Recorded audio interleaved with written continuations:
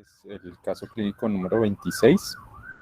Pues para resumir, es un paciente de 55 años, natural de Boyacá, procedente de Bogotá, quien ingresa por un cuadro de aproximadamente un mes de evolución con un déficit focal, en el cual pues tenemos un antecedente de una infección por VIH que se encuentra pues en manejo antirretroviral y un antecedente de una masa no clara, de diagnóstico no establecido previamente, hace 5 años, que se sospecha que era pues una toxoplasmosis, que pues según la historia clínica fue manejada actualmente con el paciente actualmente en tratamiento antirretroviral con abacavir, lamivudina, dolutegravir y manejo anticonvulsivante.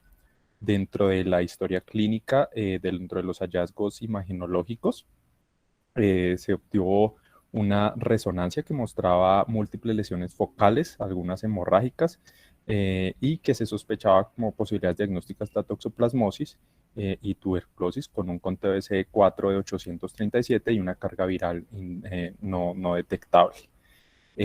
Posteriormente, pues dentro de los paraclínicos que se le hicieron, se obtuvo pues una PPD que en efecto fue pues, negativa, un IgG e IgM para toxoplasma negativo, y dentro de los estudios adicionales se realizó un antígeno capsular en líquido cefalorraquídeo para criptococo que fue negativo, una PCR para Mycobacterium tuberculosis en el líquido cefalorraquídeo que no se obtuvo detección, y un resultado de un cultivo negativo a las 8 semanas, también para tuberculosis, y una carga viral del 28 del 07 del 21 con menos de 20 copias, no detectable.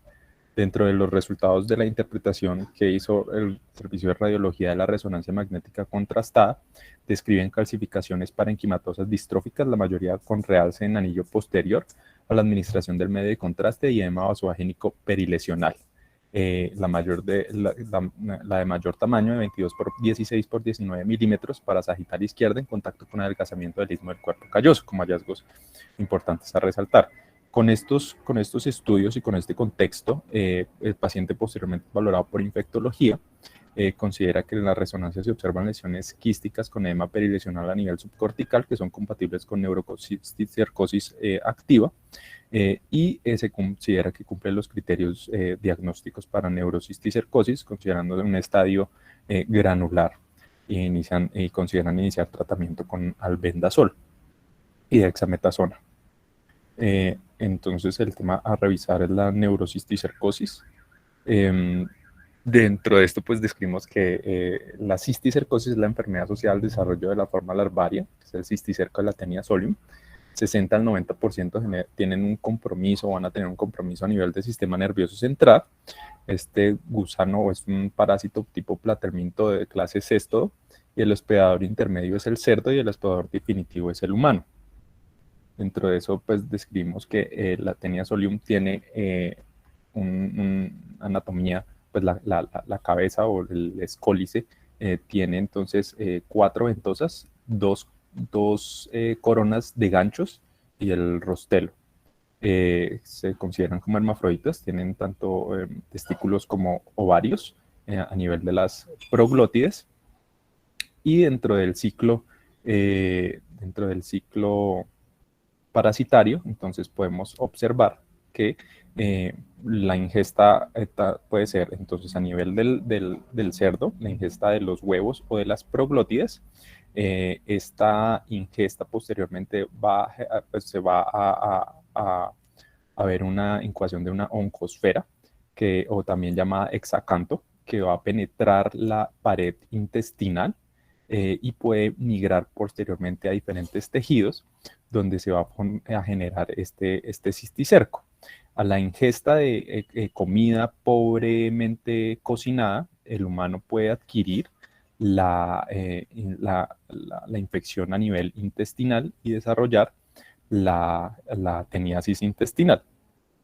Si el humano ingiere, en vez de ingerir la carne pobremente cocinada, ingiere los huevos o las proglótides, el ser humano en este caso sí va a generar la cisticercosis, la incubación de estas oncosferas, que a su vez también van a penetrar el intestino y van a migrar, depositándose puede ser a nivel,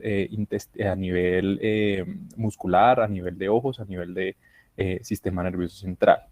Entonces es así que uno podría decir que la cisticercosis se adquiere pues, por vía fecal oral a través de la ingestión de huevos y que el desarrollo de ese embrión de cisticerco toma entre 9 a 14 semanas. La ingesta de cisticercos pues, va a estar asociada con una teniasis intestinal y esta teniasis intestinal, esa madurez de esa tenia va a alcanzarse a los 3 a 4 meses. Respecto a la epidemiología, entonces vemos cómo Sudamérica tiene zonas con alta endemicidad, al igual que en parte de Norteamérica vemos a México, en África, especialmente en África subsahariana, y en algunas partes de Asia también vemos una alta prevalencia. En Colombia hay estudios que muestran la seroprevalencia de la cisticercosis. Vemos como hay lugares como Vaupés y Bolívar que tienen seroprevalencias del 35 al 40%. En este caso era Boyacá, tenemos prevalencias del 6,22%. Y lugares tan bajos como, con seroprevalencias tan bajas como Caldas de 0,35% y Risaralda de 1,15%, siendo en Santander de 1,96% y Guaviare 3,15%. Cuando se desglosa por edades esta seroprevalencia, vemos cómo la mayor parte de esta seroprevalencia se encuentra en pacientes entre los 18 y 44 años, el segundo grupo de edad con mayor seroprevalencia es entre los 45 y 64 años. Dentro de esto fue un estudio pues, que se realizó de 2008 a 2010, el estudio de seroprevalencia encontraron, pues calcularon razones de prevalencia. Digamos que entre las cosas interesantes que encontraron, por ejemplo, el clima templado con un RP de 1,49, con estadísticas pues, significativas. La letrina simposéptico obtuvo un RP muy alto en 9,28, aunque el intervalo de confianza pasa por el 1, pero pues sí llama mucho la atención este valor. La eliminación de excretas en río, 5,32, aunque nuevamente tiene un intervalo que pasa por el 1. Y la eliminación de excretas al aire libre también 5,65. Dentro de otros hallazgos que encontraron el consumo de carne de cerdo, pues claramente se encontró como un factor asociado con un RP de 11,14. Y dentro de los otros, pues el lavado de verduras con agua potable llama la atención como en la medida que se hace menos frecuente, pues su razón de prevalencia es mayor. Y dentro de los factores socioeconómicos, el régimen subsidiado tuvo un RP de 8,66 con un intervalo de confianza significativo y una P significativa. Dentro de las manifestaciones clínicas más importantes, encontré una revisión sistemática en donde describen que la más frecuente es la epilepsia, con un 63,2% de los casos en adultos, seguido por las cefaleas con un 25,9%, y hallazgos sugestivos de presión intracraniana en un 16,3%. Menos frecuente hallazgos como síntomas sugestivos de meningitis o ataxia o anormalidades de la marcha. Los déficits focales se encontraron en un 11,8% y alteración del estado de conciencia o síntomas psiquiátricos en un 28,1%. Dentro de las clasificaciones, pues hay varias, como ya las mencionaron. Hay sintomática, asintomática, inactiva, activa, pero digamos que algo pues, unas bastante importantes son en referencia con la localización anatómica y el compromiso anatómico que tenga a nivel del sistema nervioso central. Entonces se pueden describir parenquimatosa y extraparenquimatosa. Dentro de la parenquimatosa, sus características usualmente presentan convulsiones y déficits focales. La patología, pues ahorita vamos a ver que también va a depender del estadio al cual se asocia, pero puede encontrarse con inflamación focal a nivel del tejido y gliosis, que era también uno de los hallazgos que tenía este paciente. Usualmente el análisis del líquido cefalorraquídeo no es conclusivo los estudios de serología no presentan una sensibilidad o un porcentaje muy alto de pacientes. Los antígenos, ahorita también hablo de la sensibilidad y especificidad de estos, pero digamos que más del 50% pueden presentarlos positivos. Dentro de las complicaciones encontramos la epilepsia y la alteración cognitiva. Dentro de los pronósticos, pues tiene un mejor pronóstico que la extraparenquimatosa. Y esta extraparenquimatosa se puede dividir en subaracnoidea y en intraventricular. Y esta subaracnoidea puede presentarse con quistes a nivel de la cisterna basal. Estos se caracterizan desde el punto de vista clínico con manifestaciones asociadas con hipertensión craneal, efecto de masa, un patrón inflamatorio en el líquido cefalorraquídeo y pueden presentar complicaciones como hidrocefalia, vasculitis e infartos cerebrales. Y los pacientes con aracnoiditis pues pueden también presentar cuadros de hipertensión endocraniana, síntomas asociadas a neuropatía de los nervios craneanos, un patrón inflamatorio en el líquido cefalorraquídeo, anticuerpos estos sí presentan un mayor porcentaje de positividad, más del 90%, de los anticuerpos, y dentro de las complicaciones las mismas que los quistes a nivel de la cisterna basal. La intraventricular también puede asociarse con hipertensión endocraniana, obstrucción pues, de la circulación del líquido cefalorraquídeo y patrones inflamatorios en el líquido cefalorraquídeo, con complicaciones como nuevamente hidrocefalia, pero adicionalmente ependimitis y muerte súbita.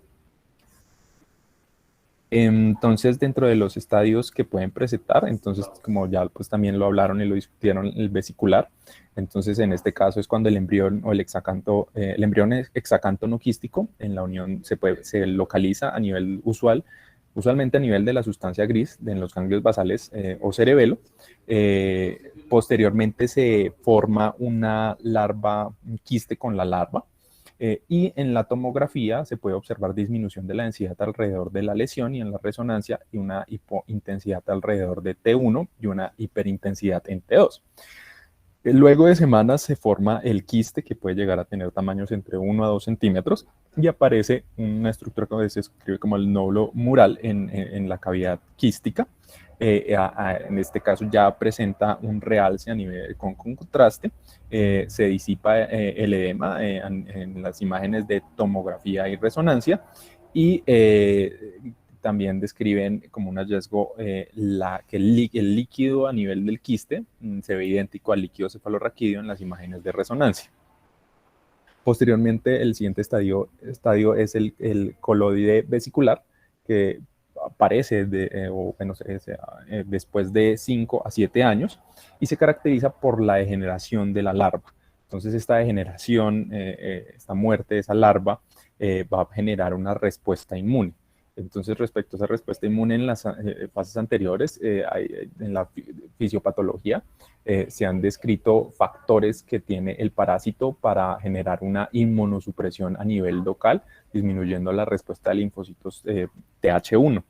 En las imágenes se observa un engrosamiento en la pared quística, como fibrótica, y el fluido se describe como proteináceo o hiperintenso en T2, y la escólice se puede observar como iso o hipointenso en T2.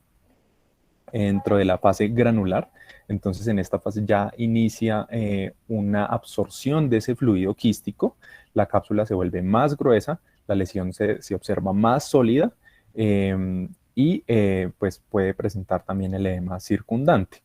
Y la última, que es la nodular calcificada, pues que ya es después de que se ha muerto la larva, se ha generado esa respuesta inflamatoria, ya está calcificada en esas lesiones y pues se observan como múltiples nódulos calcificados. Entonces, ¿qué podemos aquí ver en estas imágenes? Que son ejemplos de lesiones. Entonces vemos en el primero un T1 un quiste pues coloide. Entonces vemos la escólice y vemos el fluido y el quiste con realce. aquí también, aquí se ve mucho mejor el realce. Aquí ya esta es una tomografía, solo vemos pues los puntos con las múltiples calcificaciones. En la resonancia describen, o en este artículo que leí,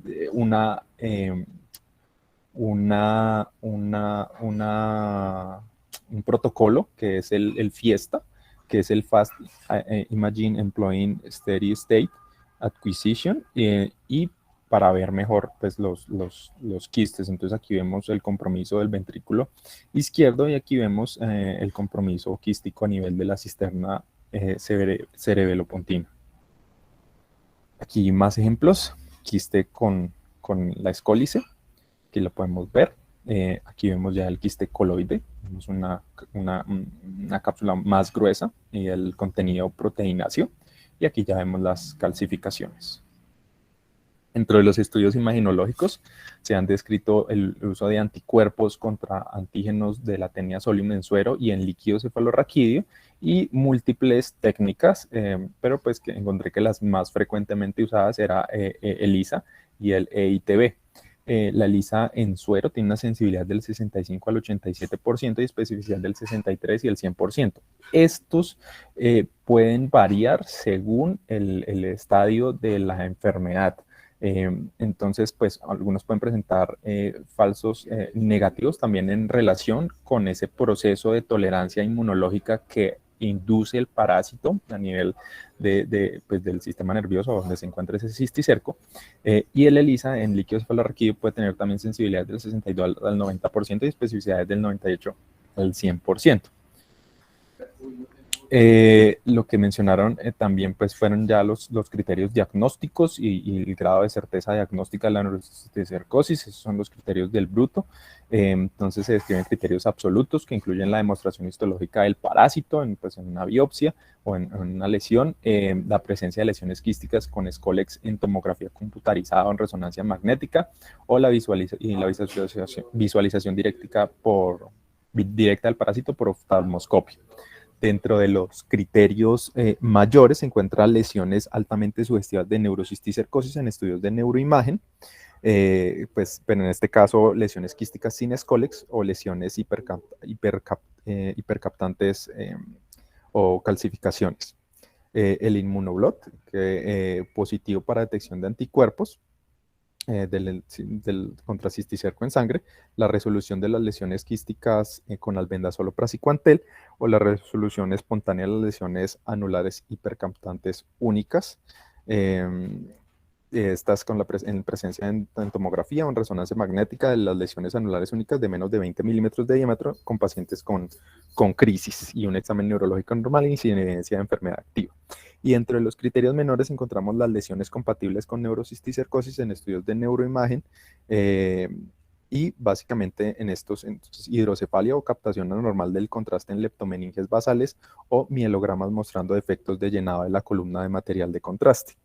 Dentro de también otro criterio menor, las manifestaciones clínicas sugestivas de neurocisticercosis, incluidas las crisis convulsivas, signos de focalización, hipertensión endocranial o deterioro cognitivo, una prueba de ELISA positiva para anticuerpos o antígenos de cisticerco en líquido cefalorraquídeo, la presencia de cisticercosis fuera del sistema nervioso central por demostración histológica de los cisticercos subcutáneos o musculares, o evidencia en rayos X de calcificaciones en tejidos blandos o visualización directa de cisticercosis en la cámara anterior del ojo, y también unos criterios epidemiológicos que incluyen la existencia de un contacto doméstico infectado con tenia solium, individuos que residen o provengan de áreas endémicas, historia de viajes frecuentes hacia áreas endémicas.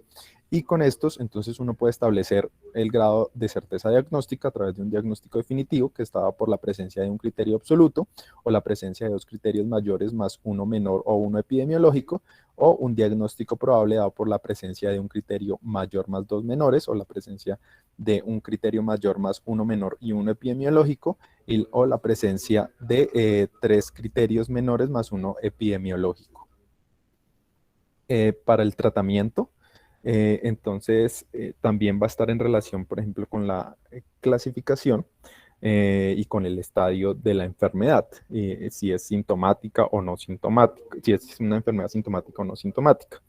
En el caso de la parenquimatosa, neurocisticercosis, compromiso parenquimatoso y el tratamiento sintomático, pues incluye los anticonvulsivantes, los analgésicos, los esteroides. Dentro de eso se incluye la dexametasona, la prednisolona, y el manejo antiparasitario con albendazol o praziquantel.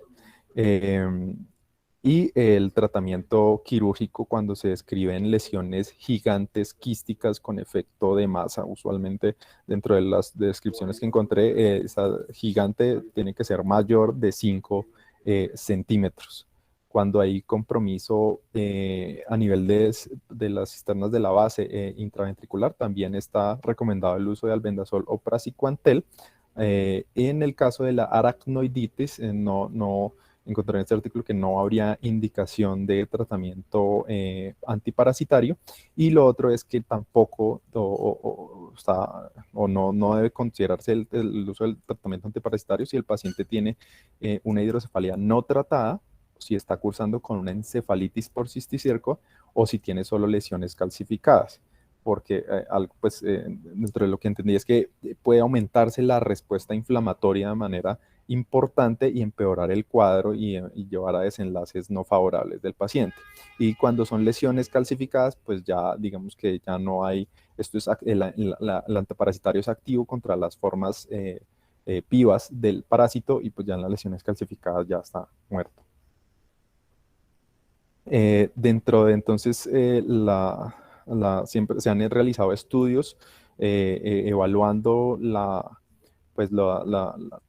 efectividad del albendazol y del praziquantel, y lo que se ha evaluado es, por ejemplo, la desaparición de los quistes o el control del componente convulsivo.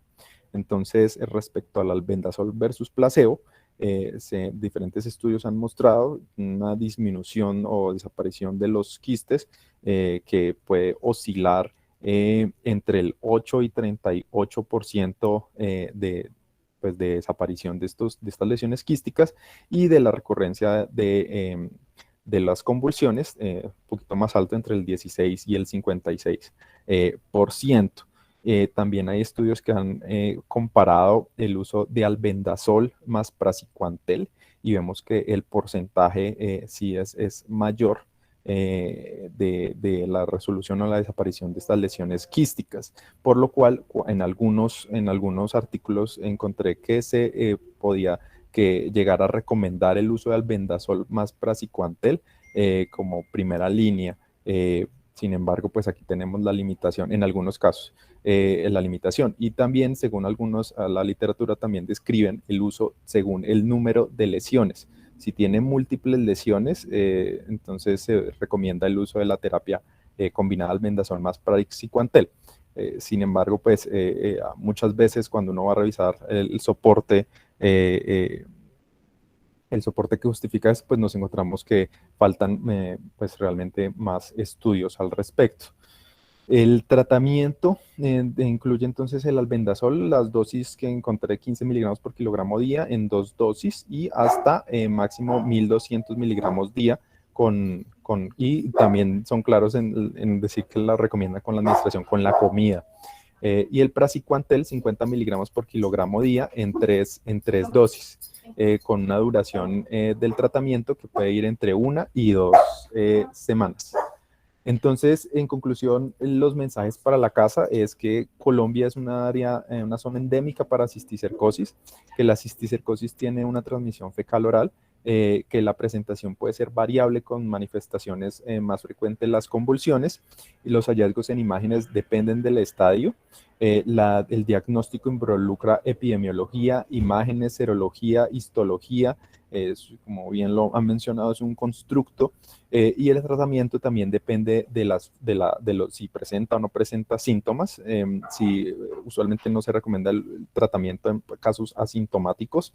Los estadios de la enfermedad, los hallazgos imagenológicos que están en relación con esos estadios, y las complicaciones que pueda tener cada una de estas enfermedades.